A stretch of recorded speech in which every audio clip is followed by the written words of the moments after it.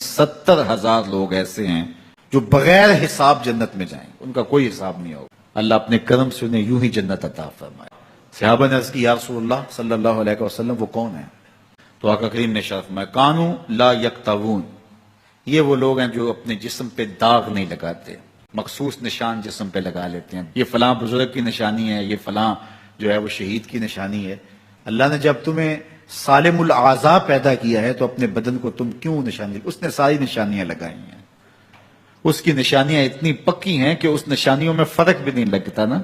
یہ تمہارے انگوٹھے کی نشانی ہے، 6 ارب انسانوں کو لے آؤ اور نشان انگوٹھا لے آؤ، کسی ایک کا بھی نہیں ملے گا۔ یہ نشانی تمہارے رب نے لگائی ہے۔ جیسی صورت تمہاری ہے ایسی صورت کسی اور کی نہیں بنائی، تمہیں منفرد بنایا اس میں۔ پوری کائنات میں سارے لوگ تمہارے جیسے ہیں لیکن تم پھر بھی الگ دکھائی دیتے ہو۔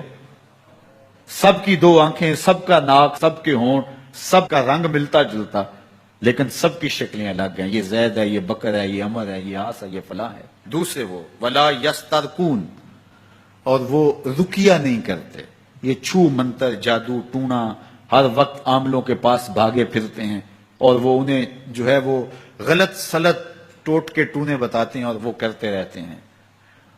عجیب لوگوں کے نفسیات ہوتے ہیں، صبح سے لے کر شام تک اسی چکر میں رہتے ہیں اور پھر ساری زندگی ان توہمات سے نکل ہی نہیں پاتے۔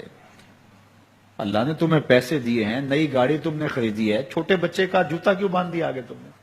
جوتا باندھنے سے اگر یہ ایکسیڈنٹ سے، حادثے سے گاڑی بچ سکتی ہوتی ہے تو پھر پاکستان کے جتنے PIA کے جہاز ہیں سب پر باندھ دینا چاہیے، سب پہ جوتے لٹکے ہوئے ہوں۔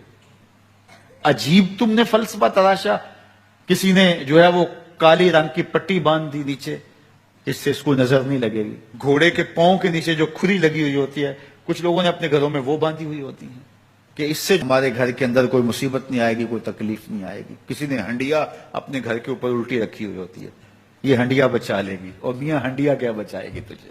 اللہ کے قہر سے کچھ نہیں بچا سکتا۔ جب تمہارے اوپر کوئی مصیبت نازل ہونی ہے تو کچھ نہیں بچا سکتا۔ اگر بچنا چاہتے ہو تو پھر اللہ سے استغفار کرو، اللہ تعالیٰ کی تسبیح کرو، اللہ کی تحلیل کرو، میرے حضور پہ درود پڑھو، پھر دیکھنا کہ مصیبتیں ٹلتی ہیں یا نہیں ٹلتی ہیں۔ تو یہ خام خواہ کے رقیے اور یہ عامل لوگ جو ہیں ان کا تو کام ہی یہی ہے، ان کا کام چلتا ہے لوگ ذوف الاعتقادی میں مبتلا رہیں، اور یہ کہہ دیتے ہیں کہ آپ کے خاندان میں ایک منحوس عورت ہے، یہ اس کا کیا ہوا ہے، تو کوئی نہ کوئی منحوس تو پہلے ہی انہوں نے طے کر رکھی ہوتی ہے، فوراً ذہن وہاں جا کلک ہو جاتا ہے۔ اس کا نون سے نام شروع ہوتا ہے، اس کا کاف سے نام شروع ہوتا ہے، اس کا جیم سے نام شروع ہوتا ہے، تو پورے خاندان میں کسی کا نام کاف نون یا جیم سے تو شروع ہوتا ہی ہوگا، یا دوستوں میں، تو فوراً ذہن جو ہے ادھر منتقل ہو گیا۔ اب یہ بابا جی نے بتا دیا ہے، ہاں اس نے یہ بات کی تھی، کچھ باتیں یاد آنے لگیں، اس کاف سے شروع ہونے والے نام کے ساتھ نفرت پیدا ہو گئی۔ اس بابے نے نفرت کا کاروبار کیا، اس نے تو 100 روپے 200 روپے لے لیے لیکن 2 انسانوں کے اندر نفرت ڈال دی۔ اس کا گریبان کل قیامت کے دن پکڑا جائے گا۔ ان ملنگوں کے پاس، ان ذوف الاعتقادی کو پھیلانے والوں کے پاس کبھی نہ جاؤ۔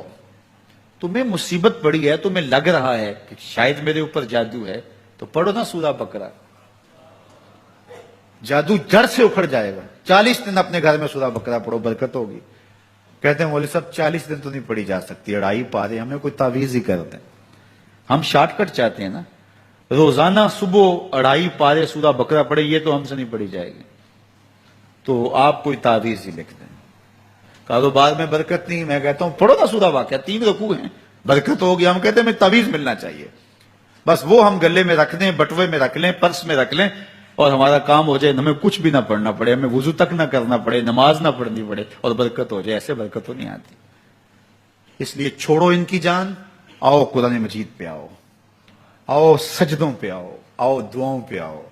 سحری کے وقت اس کی رحمتیں آواز دے رہی ہوتی ہیں، حل میں مسترزقن، ہے کوئی رزق مانگنے والا، اور تم اس وقت سوئے ہوئے اور سارے دن ٹھوکریں کھاتے ہو۔ آؤ نا اس وقت جھولی پھیلا کے، ہاتھ پھیلا